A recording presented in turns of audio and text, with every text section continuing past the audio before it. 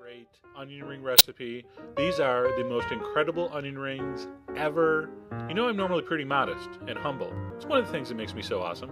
But I have to say, these are incredible, best in the world. All right, so we're going to start with some regular flour and cornstarch. So it's kind of similar to a tempura batter, basically. But there's my secret ingredient, instant mashed potatoes. Believe it. All right, a little cayenne. So I'm going to whisk up the dry ingredients, and then I'm going to add club soda. You have to get the exact amounts on Food Wishes. We're going to stir that in, which is just going to take a minute. By the way, don't worry about developing gluten or the batter's going to be tough. It's not. This is unbelievable. Now it looks pretty thin there, but as it sits, the instant mashed potato, even though it's just a little bit, is going to swell up and absorb some of that liquid. It's going to be perfect.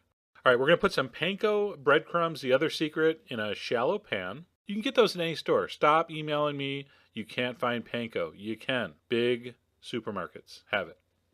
All right, I like to use not super big, but kind of medium yellow onions. Do not cut them any thicker than a 1/4 inch, otherwise they won't cook. Separate them into rings. I didn't really need to tell you that, right? All right, so there we go. This is only like 10 minutes later. Our batter has thickened slightly, and it's perfect.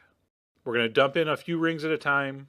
Make sure they get coated with the batter, which is pretty much going to drip off, but enough's going to stick on there to latch onto these panko breadcrumbs, these sharp, incredibly crispy breadcrumbs.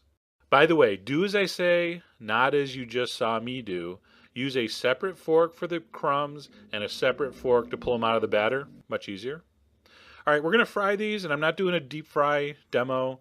Just standard 350. I'm using olive oil, but any standard vegetable oil, frying oil is going to work. It's going to go maybe 2.5, 3 minutes.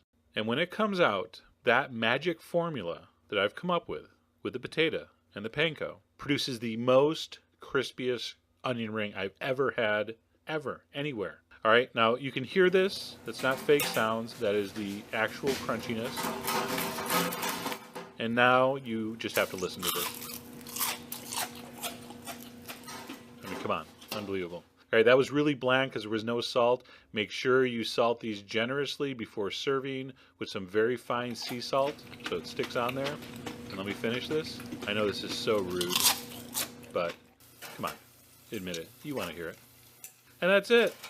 Super crispy, amazing onion rings. And here's really the ultimate test. Lots of different recipes are crunchy right when they come out of the oil, okay? The real test, does it stay crunchy? What you're going to see and hear now is literally to the second 15 minutes later. These sat on this rack for 15 minutes, and this is what they sound like.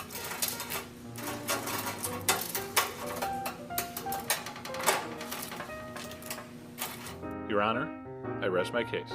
Anyway, I hope you give it a try. Go to the site. All the ingredients are there. And as always, enjoy.